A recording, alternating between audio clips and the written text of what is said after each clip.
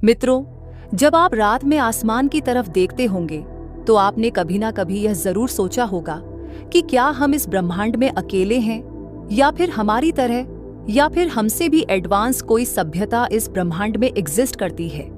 क्या वे हमारे सौरमंडल में, या फिर हमारी अर्थ पर आते जाते रहते हैं, या फिर महज यह एक काल्पनिक अवधारणा है। तो आज की इस वीडियो में हम बात करेंगे कि क्या कोई ऐसी भी सभ्यता हमारे विशाल ब्रह्मांड में एग्जिस्ट करती है जिससे कि हम अभी तक अनजान हैं। तो नमस्कार मित्रों, स्वागत है आपका हमारे चैनल शॉकिंग वॉइस में। साल 2025 में मानवता अपनी रोजमर्रा की दुनिया में उलझी हुई थी, लेकिन इसी दौरान ब्रह्मांड ने हमारे सौरमंडल की सीमा पर एक रहस्यमय संकेत भेजा। एक अजनबी सी वस्तु बहुत ही तेज गति से हमारे सौरमंडल की तरफ आ रही थी, मानो कोई उस वस्तु को ऑपरेट कर रहा हो। खगोलविदों ने जब उसे पहली बार ऑब्जर्व किया तो उनकी आंखें कंप्यूटर स्क्रीन पर ठहर गई। उन्होंने पाया कि यह ना तो कोई साधारण धूमकेतु है और ना ही कोई क्षुद्र ग्रह, और वैज्ञानिकों ने इसका नाम रखा 3I एटलस। एक ऐसा नाम जो कि आने वाले वर्षों तक मानव वैज्ञानिक इतिहास में दर्ज हो जाएगा। शुरुआत में वैज्ञानिकों को लगा कि यह कोई टूटा हुआ एस्टेरॉयड हो सकता है, या शायद किसी दूरस्थ तारे की ग्रेविटी से छूटा हुआ पत्थर। 3I एटलस एक धूमकेतु है जो हमारे सौर मंडल के बाहर से आया है। यह अब तक खोजा गया तीसरा इंटरस्टेलर ऑब्जेक्ट है, जिसके कारण इसका नाम 3I एटलस रखा गया। इसे एटलस नामक दूरबीन से जुलाई 2025 में खोजा गया था, जब यह ओर्ट क्लाउड क्षेत्र के बाहर से भीतर आ रहा था। ये वस्तु बहुत तेज गति से आगे बढ़ रही थी, एक हाइपरबोलिक ऑर्बिट में यात्रा कर रही थी, यानी वापस कभी नहीं लौटेगी। 3I एटलस सौरमंडल के किनारे से होकर आया, फिर यह नेपच्यून की कक्षा से होकर गुजरा। यहाँ पर उसका रास्ता लगभग स्थिर था। इसके बाद यह यूरेनस की कक्षा से होकर गुजरा। यहाँ सूर्य का खिंचाव थोड़ा बढ़ना शुरू हुआ और 3I एटलस की टेल अचानक से बनने लगी। मित्रों, जब 3I एटलस यूरेनस की कक्षा से होकर गुजर रहा था तो वैज्ञानिक हैरान रह गए। इतनी भयानक ठंड में, जहां किसी भी धूमकेतु की पूंछ बनना लगभग असंभव होता है, वहां इस कॉमेट की टेल अचानक से बनने लगी। इतने कम तापमान में टेल का बनना अपने आप में एक रहस्य था। वैज्ञानिक समझ ही नहीं पाए कि बिना गर्मी के इसकी बर्फ किस शक्ति से भाप बनकर बाहर निकल रही है। शुरुआत में वैज्ञानिकों ने इसे एक गलती माना, लेकिन बाद में डेटा कंफर्म हुआ कि इस ऑब्जेक्ट से वास्तव में वाटर वेपर और गैस जेट्स निकल रहे थे। आमतौर पर होता यह है कि जब कोई कॉमेट सूरज के पास आता है तो उसकी सतह पर जमी बर्फ गर्मी से पिघलने लगती है और उससे गैस और वाटर वेपर निकलते हैं। यही वेपर धूल के साथ मिलकर उसकी चमकदार पूंछ जैसी दिखाई देते हैं। यानी वाटर वेपर तभी निकलते हैं जब तापमान बढ़े। तो सवाल यह उठता है कि शुरुआत में बिना किसी गर्मी के इस ऑब्जेक्ट से गैस और वाटर वेपर कैसे निकल रहे थे, और यही पहली बात इस ऑब्जेक्ट को रहस्यमयी बनाती है। या फिर हो सकता है कि 3I एटलस में ऐसी वॉलेटाइल धातुएं या कंपाउंड गैसें हों जो कम तापमान पर भी वेपराइज हो जाती हो, जैसे CO2, अमोनिया या मेथनॉल। लेकिन इसमें जो वेपर पाया गया वह वाटर बेस्ड था, यानी यहाँ कुछ और ही हो रहा था।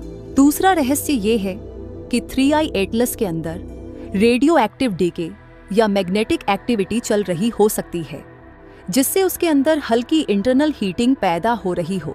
मतलब ये ऑब्जेक्ट एक जीवित थर्मल स्ट्रक्चर की तरह व्यवहार कर रहा था, जो खुद गर्मी पैदा कर रहा है। इतना सब कुछ अजीब होने के बाद भी कुछ वैज्ञानिकों का मानना था कि यह एक आम सा ऑब्जेक्ट है, एक साधारण सा कॉमेट या फिर किसी और सोलर सिस्टम के प्लैनेट के कोर का टुकड़ा हो सकता है। लेकिन मित्रों, 3I एटलस को सिर्फ यही बातें अजीब नहीं बना रही थी, बल्कि और भी कई ऐसे रहस्य उजागर होने वाले थे जो इसे और भी अजीब बनाने वाले थे। इसके बाद यह शनि ग्रह की कक्षा से होकर गुजरा। यहाँ इसकी गति और चमक बढ़ने लगी। इस समय वैज्ञानिकों ने इसमें प्योर निकेल वेपर के संकेत पकड़े। तब उसकी आसपास की गैस और धूल के कणों का विश्लेषण किया गया और कुछ ऐसा मिला जो कि हमारी पृथ्वी पर बहुत ही दुर्लभ है और किसी इंटरस्टेलर ऑब्जेक्ट में पहली बार मिला है, और वह है प्योर मेटालिक निकल, यानी बिल्कुल शुद्ध निकेल। जी हाँ, वही निकेल जो कि हमारी पृथ्वी के अंदर भी मौजूद है, लेकिन हमारी पृथ्वी के अंदर निकेल पूरी तरह से शुद्ध नहीं होता, बल्कि कई धातुओं का मिश्रण होता है। जबकि 3i एटलस के अंदर जो निकेल पाया गया था वह पूरी तरह से 100% शुद्ध निकेल था। 3i एटलस के अंदर जो निकल पाया गया है वह हमारी पृथ्वी के निकल जैसा बिल्कुल भी नहीं है। उसकी एटॉमिक पहचान, उसकी स्पेक्ट्रल लाइट सिग्नेचर और उसके हर वैज्ञानिक डेटा ने एक ही बात साबित की है कि ये निकल 100% शुद्ध तो है, लेकिन पृथ्वी के निकल से बिल्कुल अलग, बिल्कुल अनोखी श्रेणी का है। मानो ये किसी ऐसे कोने से आया हो जहां के तत्व हमारे पूरे सोलर सिस्टम के नियमों से मेल ही नहीं खाते। पर 3i एटलस कोई पहला ऑब्जेक्ट नहीं है जो किसी दूरस्थ जगह से आया है, बल्कि इससे पहले भी 2 और ऑब्जेक्ट्स हमारे सौरमंडल में आकर विजिट कर चुके हैं। पहला था 2017 में आया ओमुआमुआ, और फिर इसके बाद 2019 में आया हुआ 2i बोरिसोव, जो कि पहले 2 इंटरस्टेलर विजिटर थे और उन्होंने भी काफी सुर्खियां बटोरी थी। और इसी तरह 2014 में एक और इंटरस्टेलर मीटियोर क्रैश होकर पापुआ न्यू गिनी के पास समुद्र में गिरा था, लेकिन नासा और हार्वर्ड के वैज्ञानिकों ने 2022 में इसे पहला कंफर्म इंटरस्टेलर मीटियोर घोषित किया था। हार्वर्ड यूनिवर्सिटी के डॉक्टर एवी लोएब के अनुसार इसकी गति लगभग 60 किलोमीटर प्रति सेकंड थी। इस मीटियोर का पदार्थ पृथ्वी पर मिलने वाली किसी भी धातु से 14 गुना ज्यादा कठोर था। इसके बारे में यह भी कहा गया था कि यह किसी एलियन स्पेसक्राफ्ट के टुकड़े जैसा व्यवहार कर रहा था। 2023 में लोएब की टीम ने समुद्र तल से इसके छोटे छोटे मेटालिक स्फीयर्स भी निकाले, जिनमें आयरन, मैग्नीशियम और सिलिकॉन के अलावा कुछ अज्ञात मटेरियल भी मिला था। 2022 और 2023 में ये इंटरस्टेलर मीटियोर बहुत ज्यादा चर्चा में रहा था और इसे इंटरस्टेलर मीटियोर का सबसे बड़ा सबूत माना गया। लेकिन अब 2025 में यह जो ऑब्जेक्ट देखा गया था वह कुछ अजीब था। 3i एटलस का आकार बहुत बड़ा है, यह ओमुआमुआ और 2i बोरिसोव से भी आकार में बहुत बड़ा है और इसका वजन लगभग 33 अरब टन है। ये पहले देखे गए किसी भी इंटरस्टेलर ऑब्जेक्ट की तुलना में लगभग दुगुनी स्पीड यानी कि 1 लाख मील प्रति घंटे से यात्रा कर रहा है। और सबसे चौंकाने वाली बात है कि यह निकेल टेट्राकार्बोनेल छोड़ रहा था, जो पहले कभी किसी भी धूमकेतु में नहीं देखी गई थी। इस निकेल टेट्राकार्बोनेल को सिर्फ और सिर्फ मानव निर्मित स्पेसशिप में ही देखा गया है।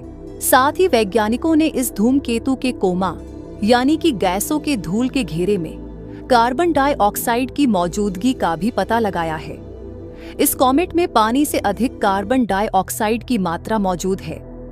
साथ ही इसकी टेल में कार्बन मोनोऑक्साइड गैस भी पाई गई है। इसके अलावा कार्बन मोनोऑक्साइड और कार्बोनाइल सल्फाइड जैसी कार्बन युक्त गैसें भी मिली हैं। ये गैसें तभी बनती हैं जब कार्बन, सल्फर और बर्फ एक साथ सब्लिमेशन करते हैं। इसके बाद यह जुपिटर की कक्षा से होकर गुजरा। यहाँ पर जुपिटर की ग्रेविटी ने इसकी दिशा हल्की सी मोड़ी और यहीं से यह पृथ्वी की दिशा में ज्यादा साफ दिखाई देने लगा। इसके बाद 3i एटलस धूमकेतु 3 अक्टूबर 2025 को मंगल ग्रह की कक्षा से होकर गुजरा था। यहाँ पर 3i एटलस ने अपनी चमकदार पूंछ बनानी शुरू कर दी थी और उसमें से डस्टी जेट्स निकलने लगे। मार्स की दूरी पर तापमान बहुत कम होता है। ऐसी जगह पर कॉमेट की चमक धीरे धीरे बढ़नी चाहिए, लेकिन 3i एटलस ने कुछ ही घंटों में अपनी चमक अचानक से बढ़ानी शुरू कर दी थी, जैसे किसी अंदरूनी ऊर्जा ने इसे फ्लेयर कर दिया हो। यह चमक सामान्य सोलर हीटिंग से ज्यादा तेज थी। इससे अंदाजा लगाया गया कि इसके अंदर वॉलेटाइल गैसेस ट्रैप्ड थीं, जो अचानक से बाहर निकली। मार्स जोन से गुजरते वक्त इस कॉमेट के स्पेक्ट्रम में प्योर निकल वेपर के संकेत तेज दिखाई दिए थे। ये एक शॉक था, क्योंकि मार्स की कक्षा पर तापमान टेल के लिए काफी नहीं होता है। वहां निकल वेपर जैसा हेवी मेटल सब्लिमेट होना नामुमकिन है। फिर भी यह हुआ। इससे लगा कि 3i एटलस के अंदर रेडियो एक्टिव डीके या हीट रिलीज रिएक्शंस चल रहे हो सकते थे। मार्स की कक्षा के पास से गुजरते हुए टेल का रंग हल्का नीला हरा यानी कि ब्लूइश ग्रीन दिखाई देने लगा। ऐसी जानकारी निकलकर सामने आई थी कि जब 3i एटलस मंगल ग्रह की कक्षा के करीब से होकर गुजर रहा था, तो कुछ ऑर्बिटर्स और रोवर्स ने उसकी तस्वीरें और डेटा कैप्चर किया था। मार्स रिकॉनेसेंस ऑर्बिटर के हाई राइज कैमरे ने 2 अक्टूबर 2025 को 3i एटलस की छवि ली थी, जब यह लगभग 19 मिलियन मील यानी कि 30 मिलियन किलोमीटर दूर था। परसिवियरेंस रोवर जो मार्स की सतह पर मौजूद है, उसने भी 4 अक्टूबर 2025 को ऐसा एक स्ट्रीक यानी कि चिमटी जैसा धुंधला निशान कैप्चर किया था, जिसे कुछ वैज्ञानिकों ने 3i एटलस माना है। इसके अलावा मेविन और एक्सोमार्स ट्रेस गैस ऑर्बिटर जैसे ऑर्बिटर्स ने भी इस धूमकेतु का पास बाय ऑब्जर्व किया था, लेकिन वैज्ञानिकों ने बड़े दावों में सावधानी बरतने की सलाह दी है। परसिवियरेंस की तस्वीर में धूमकेतु की पहचान शंकास्पद बताई गई, मतलब पक्का नहीं है कि वह स्ट्रीक 3i एटलस है या नहीं। डेटा अभी कंफर्म होना बाकी है। कुछ ऑर्बिटर्स की तस्वीरों में धूमकेतु बहुत फेंट दिखाई दिया, यानी उसकी कोर और कॉमा की तस्वीरें तो मिली, लेकिन उनमें ज्यादा डिटेल नहीं थी।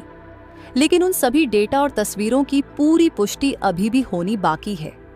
इसके बाद यह सूर्य की दिशा में मुड़ा, सूर्य से दूर रहते हुए भी, जहां तापमान -150 डिग्री सेल्सियस या उससे भी कम था। 3i एटलस ने अचानक टेल बनाना शुरू कर दिया था। यह असंभव माना जाता है क्योंकि टेल तभी बनती है जब बर्फ गर्मी से पिघले, जबकि यहां गर्मी थी ही नहीं। यह देख वैज्ञानिक दंग रह गए थे।